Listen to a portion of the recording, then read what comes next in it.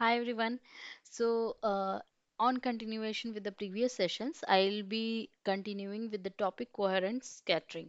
तो लास्ट में हम लोग डिफरेंट टाइप ऑफ इंटरेक्शंस के बारे में पढ़े थे कि कौन कौन से इंटरेक्शंस होते हैं जिसमें हमने देखा था coherent scattering, photo electric effect, Crompton effect and pair production and photo disintegration. तो इसको हम लोग एक एक करके डिस्कस करने वाले थे। तो यहाँ पे हम लोग स्टार्ट कर रहे हैं कोहेरेंट स्कैटरिंग से। तो कोहेरेंट स्कैटरिंग नाम ही बता रहा है कि ये वो इंटरेक्शंस में आएगा जिसमें कि रेडिएशन जो है, जैसे मान लो यहाँ पे मैं ड्रॉ करके बताती हूँ आपको। जैसे मान लो कि ये न्यूक्लियस है, ठीक है, और ये क्या है, उसके चारों तरफ वाले शेल्स। तो ये क्या कह रहा है, कोहेरेंट स्कैटरिंग इसको कहते हैं। जैसे मान लो कि इधर से एक्सरे रेडिएशन या कह सकते हो फोटोन आया, है ना, और आके टकरा के इधर की तरफ मुड़ गया। तो यहाँ पे क्या हुआ बच्चों, चेंज इन डायरेक्शन। क्या हुआ बच्चों, चेंज इन डायरेक्शन। लेकिन इसमें चेंज ऑफ वेवलेंथ नहीं होना चाहिए। वेवलेंथ एक फॉर्मूला होता है ना, सी बराबर न्यू लैम्डा, है ना, या फिर कह सकते हो वी बराबर न्यू लैम्डा। तो न्यू क्या है, यहाँ पे फ्रीक्वेंसी है। ये क्या है बच्चे, ये है बेटा फ्रीक्वेंसी, ठीक है। और ये क्या है बच्चों, ये है आपका वेवलेंथ। ये क्या है, वेवलेंथ है, ठीक है। और v क्या है, वेलोसिटी है। तो यहाँ पे ये कह रहा है कि यहाँ पे एक बात बहुत ही ध्यान में रखना है कि डायरेक्शन तो चेंज हो रहा है लेकिन वेवलेंथ नहीं हो रही है। वेवलेंथ नहीं हो रही है इसका मतलब क्या, कि ना फ्रीक्वेंसी होगी, है ना, और ना ही वेलोसिटी होगी। मतलब डायरेक्शन तो चेंज हो रहा है लेकिन सॉरी, वेलोसिटी नहीं कह सकते हो क्योंकि वेलोसिटी में तो डायरेक्शन और वो भी दोनों आता है। यहाँ पे बस हम लोग लैम्डा की बात करते हैं, है ना। बेसिकली फ्रीक्वेंसी भी चेंज नहीं होता है। तो ये बात आपको ध्यान में रखनी है, ठीक है। यहाँ तक आपको समझ में आ गई बात, आगे बढ़ते हैं। फॉर दिस रीजन, जो टर्म है ना, यहाँ पे देखो एक टर्म दिया हुआ है अनमॉडिफाइड स्कैटरिंग। अनमॉडिफाइड मतलब कोई भी मॉडिफिकेशन उसके क्वालिटी में नहीं हो रहा। उसकी जो क्वालिटी है ना एक्सरे फोटोन की, रेडिएशन की, उसको हम लोग चेंज नहीं कर रहे हैं। उसको हम लोग बिल्कुल भी चेंज नहीं कर रहे हैं। बस वो आया एक डायरेक्शन से और दूसरे डायरेक्शन में चला गया। फॉर एग्जाम्पल एक बहुत ही सरकेस्टिक चीज़ बोलने जा रही हूँ। मोस्ट ऑफ द स्टूडेंट्स जो इस फील्ड में आते हैं बेसिकली सारे के सारे नीट की तैयारी कर रहे होते हैं। But unfortunately, obviously because of competition, because of various factors, ये जो एज है इसमें बहुत डिस्ट्रैक्शन होता है, बहुत सारी चीज़ें हैं। तो ये सबको कंबाइन करके लोग अपना डायरेक्शन चेंज करके एक तरीके से रेडियोलॉजी में आ गए। But still this is also a very good field, जिसको पता है कि इनके फर्दर स्टडीज़ और फ्यूचर स्टडीज़ के बारे में, है ना, कहाँ कहाँ पे क्या क्या स्कोप है, वो मैं कभी एक दिन बता दूंगी आपको। बहुत सारी चीज़ें हैं। तो ये सब अच्छा स्कोप है। इंडिया में भी है, इंडिया के बाहर भी है ना, बहुत ज़्यादा स्कोप है इसका भी। बट स्टिल अगर यहाँ पे की बात करें, तो अगर कोई मेडिकल की तैयारी कर रहा था, उसका नहीं हो पाया किसी कारणवश, तो वो ये जो दिल्ली एम्स वाला पैरामेडिक्स का एग्ज़ाम होता है वो दे के यहाँ पे आ गए। तो यहाँ पे क्या हुआ, हम जा तो किसी और डायरेक्शन में रहते, लेकिन because of you can say distractions or various other factors, we got redirected to another direction. So there is not change of quality, मतलब ह्यूमन में तो चेंज नहीं हुआ, आप जो थे वही रह गए, बस आपका डायरेक्शन चेंज हो गया। मेहनत भी आप कर रहे हो, सब कुछ कर रहे हो, लेकिन आपका डायरेक्शन जो है चेंज हो गया। बहुत सारे लोग इस फील्ड को छोड़ के, मतलब रेडियोलॉजी को छोड़ के और भी दूसरे फील्ड में चले गए। जैसे मेरे सीनियर्स ने, कुछ ने फिजियोलॉजी में मास्टर्स कर लिया, पीएचडी भी कर रहे हैं वो लोग। एम्स भुवनेश्वर की बात कर रही हूँ मैं, ठीक है। तो बहुत सारे लोग ऐसे भी हैं जो पीओ बन गए, है ना, probationary officer, you know that. कुछ लोग ऐसे भी हैं जो आईआईटी बॉम्बे में पीएचडी कर रहे हैं। तो सबने चेंज ऑफ डायरेक्शन किया। तो basically there are two type of coherent scattering. दो तरीके का कोहेरेंट स्कैटरिंग होता है। पहला होता है बच्चों थॉमसन स्कैटरिंग, और दूसरा होता है बच्चों रिले स्कैटरिंग। तो ये बात हम लोग ध्यान में रखेंगे। पहला होता है Thomson scattering and Rayleigh scattering. तो थॉमसन जो स्कैटरिंग है, उसमें क्या होता है, हम लोग एक इलेक्ट्रॉन के बात करेंगे, एक इलेक्ट्रॉन के इंटरेक्शन की बात करेंगे कि एक इलेक्ट्रॉन का जो मूवमेंट हुआ, जो इन्वॉल्वमेंट हुआ इंटरेक्शन में, मतलब एक एटम था, उसके आउटर मोस्ट शेल में जो इलेक्ट्रॉन था, उससे एक्सरे फोटोन आके टकराया, तो उसके इंटरेक्शन को हम लोग थॉमसन स्कैटरिंग कहते हैं। रिले स्कैटरिंग में क्या कहते हैं, जिसमें cooperative interaction with all the electrons of atom, पूरे एटम में जितने भी एक्सरे फोटोन आए, कौन कौन सा इलेक्ट्रॉन किस किस एक्सरे फोटोन से टकराया, और ओवरऑल चेंज क्या आया एटम में, या फिर वो जो एक्सरे फोटोन आया था उसमें या तो एब्जॉर्ब हो गया या फिर वो रीडायरेक्ट हो गया, क्या हुआ उसके साथ, ओवरऑल एटम की बात करेंगे जब हम लोग, तो उसको कहते हैं, उसको क्या कहते हैं बच्चों, उसको कहते हैं रिले स्कैटरिंग, है ना। थॉमसन एक इलेक्ट्रॉन की बात करें और रिले यानी ओवरऑल एटम की बात करें, तो ये दोनों में बात डिफरेंस समझ में आ गई होगी। अब आगे बढ़ते हैं। तो दोनों टाइप के जो कोहेरेंट स्कैटरिंग है वो वेव पैटर्न इंटरेक्शन में भी डिस्क्राइब किया जा सकता है, वेव थ्योरी जो हम लोग पढ़े थे। तो इसको हम लोग कभी कभी क्या कहते हैं, क्या क्या कहते हैं, क्लासिकल स्कैटरिंग। अगर हम लोग वेव पार्टिकल इंटरेक्शन की बात करें, है ना, जैसे पार्टिकल यहाँ पे हो गया इलेक्ट्रॉन और वेव आ रहा था एक्सरे का फोटोन, दोनों में इंटरेक्शन हुआ, that interaction is called as classical scattering, that interaction is called as classical scattering. तो हम लोग वहाँ पे उसके बारे में बात करते हैं। नेक्स्ट हो गया आपका रिले स्कैटरिंग। रिले स्कैटरिंग को फिगर 4.1 में भी दिखाया गया है, figure 4.1, this is coherent relay scattering. ये ओवरऑल एटम की बात कर रहा है, कोऑपरेटिव इंटरेक्शन की बात कर रहा है ना। एटम से ये जो एक्सरे फोटोन है ये आगे टकराया, एटम में कुछ ना कुछ मूवमेंट आया, रेजोनेंस आया, और अल्टीमेटली क्या हुआ, उसका जो एक्सरे फोटोन का है वो डायरेक्शन जो है चेंज हो गया। डायरेक्शन क्या हुआ बच्चों, चेंज हो गया। बट एकदम ध्यान से देखना, यहाँ पे क्या लिखा है, लैम्डा को लैम्डा डैश से बराबर कर दिया, मतलब वेवलेंथ में कोई भी चेंज नहीं आया। इस बात को ध्यान में रखना है आपको, ठीक है। यहाँ तक समझ में आ गई बात। अब हम लोग आगे बढ़ेंगे। तो लो एनर्जी जो इंटरेक्शंस होता है, रेडिएशन इनकाउंटर, मतलब एक्सरे फोटोन का अगर एनर्जी जो है वो कम, लो एनर्जी रहेगा, तो ये इलेक्ट्रॉन्स ऑफ द एटम के साथ टकराएंगे, एनकाउंटर करेंगे, और उसके बाद जो एटम है वो ऑब्वियसली वाइब्रेट करेगा। For example I tell you, अगर आपका रूम है एम्स भुवनेश्वर के किसी हॉस्टल रूम में, बगल वाले रूम वाले में ये जनरली होता है, सबके साथ होता है, या तो कोई ऐसे नेल ऐसे ठोक रहा हो, या फिर बॉल खेल रहा हो, वो बॉल होता है ना क्रिकेट बॉल, वो ऐसे मार के खेल रहा हो, तो वो आवाज आएगी, है ना। तो वो आवाज, साउंड इफेक्ट, या फिर वो छत पे कोई कूद रहा हो तो वाइब्रेशन या कुछ भी इफेक्ट आता है ना। तो change of energy, energy conservation principle पढ़ा ही होगा आपने।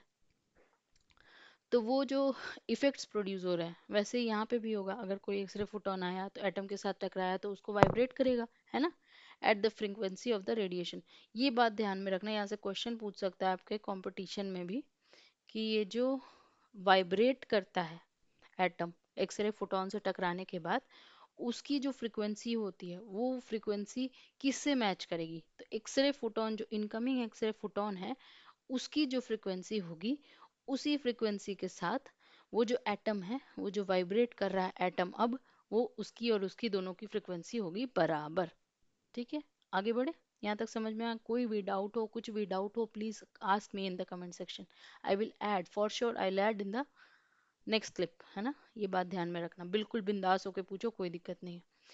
Vibrating electron, because it is a charge particle, obviously जो इलेक्ट्रॉन वाइब्रेट कर रहा होगा, सबसे पहले जो टकराया होगा आके ना, एक्सरे फोटोन जो टकराया होगा जिस आउटर मोस्ट शेल वाले इलेक्ट्रॉन से, तो वो जो है चार्ज पार्टिकल, वो क्या है, इलेक्ट्रॉन है, E-, तो वो एक चार्ज पार्टिकल है। तो ये क्या करेगा, अब ये एमिट करेगा रेडिएशन, ठीक है। अब इस प्रोसेस को हम लोग ऐसे कह सकते हैं कि ये एक एब्जॉर्प्शन ऑफ रेडिएशन हो रहा है यहाँ पे, वाइब्रेशन ऑफ एटम। एक बार आया रेडिएशन, वो आके टकराया, तो वहां पे उसको हम लोग एक टर्म दे दिए, एब्जॉर्प्शन ऑफ रेडिएशन। उसके बाद क्या हुआ, एटम जो है वाइब्रेट किया, तो यहाँ पे हो गया वाइब्रेशन ऑफ द एटम। और लास्ट में क्या हुआ बच्चों, क्या हुआ मेरे प्यारे प्यारे बच्चों, एमिशन ऑफ रेडिएशन हो गया। तो लास्ट में वो जो है एक्सरे रेडिएशन वो दूसरे डायरेक्शन में मूव कर गया। बट अगेन अगेन लैम्डा जो थी आने वाली रेडिएशन की, और जो जाने वाले रेडिएशन की लैम्डा डैश है वो दोनों हो गई बच्चों बराबर। मतलब क्वालिटी ऑफ रेडिएशन में कोई भी चेंजेस नहीं आया, ये बात याद रखना। लैम्डा मतलब वेवलेंथ। तो this is the only type of interaction between X-ray and matter that does not cause ionisation. ये आयोनाइजेशन कॉज नहीं करता, मतलब कोहेरेंट स्कैटरिंग में आयोनाइजेशन नहीं होता। ये भी आपके कॉम्पिटिटिव एग्जाम्स सीआरई में पूछे जा सकते हैं क्वेश्चन, ठीक है। तो ये बात ध्यान, बीच बीच में ही मैं बता दूंगी सारे क्वेश्चंस, पूरे क्वेश्चन में मैं सारे आपके कॉम्पिटिटिव के क्वेश्चंस बता दूंगी। आपके एमसीक्यू भी पूछे जाते हैं डिग्री के टाइम पे, और डिग्री वाला जो सिलेबस है वो तो पूरा हो ही रहा है ना। तो आपके वाइवा वगैरह के क्वेश्चंस इसमें सब के सब डल जाएंगे, ठीक है। Obviously, I have faced all those 3 years, whatever I have faced, examination and viva and everything. I will discuss each and everything, even for the competitive exam, because I am in a permanent central government job at AIMS Patna. So I'll discuss everything. Obviously, I've qualified. That's why I can guide you well. तभी तो मैंने एक welfare के लिए ये start किया है, ठीक है। This is completely free of cost, no charges. I am just sharing my knowledge, ताकि जो भी प्रॉब्लम्स मैंने फेस करी during examinations of the degree as well as during competitive exam, तो आप लोग को वो फेस ना करना पड़े। To produce an ion pair, अगर हम चाहते हैं कि हमारा होल एंड सोल एम जो है आयन पेयर प्रोड्यूस करना है, तो यहाँ पे हमें क्या बेसिक रिक्वायरमेंट है, क्या करना पड़ेगा। एक फोटोन को ट्रांसफर करना पड़ेगा, ठीक है। मतलब एक ऐसा फोटोन आए जो एनर्जी ट्रांसफर करे, किसको, एटम को। तो एनर्जी जब किसी चीज में हम लोग डालेंगे, जैसे फॉर एग्जांपल हम लोग दूध उबालते हैं, तो पतीले को आग पे चढ़ाते हैं, तो हम क्या कर रहे हैं, हम उसमें एनर्जी ट्रांसफर कर रहे हैं पतीले में। पतीले गर्म हो रहा है, पतीला गर्म हो रहा है, और जैसे वो गर्म हो जा रहा है, दूध में उबाल आ जा रहा है। तो वैसे ही एटम को जब हम एनर्जी प्रोवाइड करेंगे तो क्या होगा, वो एटम एक्साइट कर जाएगा, और उसमें से क्या होगा, आयन पेयर जनरेट हो जाएगा। आयन पेयर मतलब क्या होता है बच्चों, प्लस माइनस का, पॉजिटिव चार्ज नेगेटिव चार्ज उसमें जनरेट हो जाएगा, इलेक्ट्रॉन वो इमिट कर देगा, और वो जो एटम है वो पॉजिटिव हो जाएगा, है ना। तो ये बात ध्यान में रखनी है। अगर कोई एनर्जी आप ट्रांसफर नहीं कर रहे हो, अगर कोई भी एनर्जी ट्रांसफर नहीं कर रहे हो, तो बिल्कुल भी नहीं, ऐसा आयोनाइजेशन हो ही नहीं सकता, ये बात ध्यान में रखना, ठीक है। अभी जैसे गर्मी का मौसम चल रहा है, तो आप धूप में जाते हो, लड़कियां जनरली खास करके, है ना, वो क्या कहती हैं कि मैं टैन हो जाऊंगी, मैं टैन हो जाऊंगी। आप कॉलेज में देखे होगे ना, लड़कियां कहती हैं, फ्रेंड्स होती है ना, तो वो क्या कहती हैं कि मैं धूप में नहीं चलूंगी, है ना, अपना पूरा हाथ वाथ कवर करके चलेंगी, है ना। जनरली लड़के भी करते हैं कुछ कुछ, ठीक है, मैंने देखा है, अभी भी देख रही हूँ। तो लड़कियां जनरली करती हैं ऐसा। तो ऐसा क्यों कहती हैं, क्योंकि वो जो सन है, सन की जो रेडिएशन है उससे इफेक्ट हो रहा है, दैट इज टैनिंग, है ना। बेसिकली कुछ कुछ लड़कियां उसके लिए प्रोसीजर्स भी करवाती रहती हैं। चलो आगे करते हैं, लेट्स मूव ऑन। तो कभी भी याद रखना, कोहेरेंट स्कैटरिंग के साथ कोई भी आयन पेयर जनरेट कभी भी नहीं होगा। इसका एक ही इफेक्ट है, क्या, चेंज ऑफ डायरेक्शन। बट एक और देखो, वेवलेंथ चेंज नहीं हो रहा है, क्वालिटी ऑफ रेडिएशन चेंज नहीं हो रही है, आयन पेयर जनरेट नहीं हो रहा है। ये सब क्वेश्चंस पूछे जा सकते हैं आपके एमसीक्यू में, कहाँ पे, डिग्री के टाइम पे। ये बहुत ही इजी क्वेश्चन है, जनरली कंपटीशन वाला नहीं पूछेगा, बट कभी कभी क्या है, पूछ लेता है ना, कभी कभी एग्जाम में क्वेश्चन इजी आ जाते हैं। Percentage of radiation that undergoes coherent scattering, मतलब कितना परसेंट जो है, किसी भी एटम को अगर हम लोग लें, तो कितना परसेंट जो, यहाँ पे आप देखो, ये बहुत इंपॉर्टेंट क्वेश्चन है, फिर से रिपीट कर देती हूँ। What is the percentage of radiation that undergoes coherent scattering, है ना। तो इट इज वेरी स्मॉल, बहुत ही छोटा अमाउंट है, to that of the other basic interactions. जो भी अदर बेसिक इंटरेक्शंस हमने पढ़ा था ना, एक बार फिर से मैं रिवाइज करवा देती हूँ, इसी पे याद हो जाएगा कितने टाइप के। पहला तो हम पढ़ ही रहे हैं कोहेरेंट, सेकेंड है आपका फोटो इलेक्ट्रिक, जो कि आपने पढ़ा होगा आपके नीट की तैयारी के टाइम पे, है ना, वो मॉडर्न फिजिक्स वाले में। कॉम्पटन स्कैटरिंग और पेयर प्रोडक्शन और फोटो डिसइंटीग्रेशन, ये तो बिल्कुल अलग है, ये जनरली आपको रेडियोथेरेपी में मिलता है, ठीक है। चलो आगे पढ़ते हैं। तो basically it constitute less than 5%। और कुछ कुछ कोहेरेंट स्कैटरिंग जो होता है वो through out the diagnostic energy range चलता रहता है, चलता रहता है, चलता रहता है ना। बट इसमें कोई बहुत बड़ा रोल ये प्ले करता नहीं है कोहेरेंट स्कैटरिंग, मतलब देख रहे हो ना कितना कम है, लेस देन 5%, 5% से भी कम है, क्या ही इफेक्ट प्रोड्यूस करेगा। बस एक ही है सबसे मेजर इफेक्ट इसका, स्कैटर रेडिएशन। और स्कैटर रेडिएशन को मैंने पहले ही लेक्चर में बताया था, ये क्रिएट करता है नॉइज। मैंने एक एग्जांपल दिया था कि अगर कोई प्लेन है, वो कार के ऊपर से जा रहा है, बहुत ही प्यारा सा सुंदर सा गाना सुन रहे थे, और बीच में वो प्लेन ऊपर से क्रॉस करने लगा, तो वहां पे नॉइज आ गया। वो गाना जो है, गाना पता नहीं क्या बन गया, और बस नॉइज इसकी आ रही है, ये आ रही है, आ रही है, जैसे ही वो क्रॉस कर जाएगा तो वो गाना फिर से आपको सुनाई देने लगेगा। That is a contribution of noise at a particular moment, you can say. वैसे ही एक एक्सरे फिल्म है, उसमें अगर स्कैटर रेडिएशन ज़्यादा हो गए तो नॉइज बढ़ जाएगा, और इमेज, मतलब इमेज को अगर मैं सिग्नल बोलूँ, सिग्नल बोलूँ, है ना, और अगर जो स्कैटरिंग हो रही है आपकी, जो आपका नॉइज जनरेट कर रहा है उसको नॉइज बोलूँ, तो सिग्नल टू नॉइज रेशियो इसका क्या होगा बेटा, वो घट जाएगा। और अगर अच्छी इमेज चाहिए तो नॉइज कम। इनवर्स और डायरेक्ट प्रोपोर्शन समझते हो ना, अगर अच्छी इमेज चाहिए तो सिग्नल ज़्यादा होना चाहिए, और अगर खराब फोटो आ गई तो उसकी पक्का उसका नॉइज ज़्यादा होगा। ठीक है, ये बात ध्यान में रखना। बेसिकली इसका जो क्वांटिटी होता है बहुत ही कम होता है। ऑब्वियसली अगर ज़्यादा होता तो सोचो, डायग्नोस्टिक रेडियोलॉजी जो चल रहा है, डायग्नोस्टिक डिपार्टमेंट, वो चलता क्या, नहीं चलता। तो इसका अमाउंट बहुत ही कम होता है, ठीक है, तभी हम लोग यूज़ कर रहे हैं। आई होप आपको फोटो इलेक्ट्रिक इफेक्ट बहुत अच्छे से समझ में आ गया होगा। अगर स्टिल कोई डाउट हो ना, प्लीज़ बिंदास होके पूछना, है ना, कोई टेंशन नहीं लेनी है। I am a very cool person. Okay, चलो, thank you so much for listening, have a good night, bye.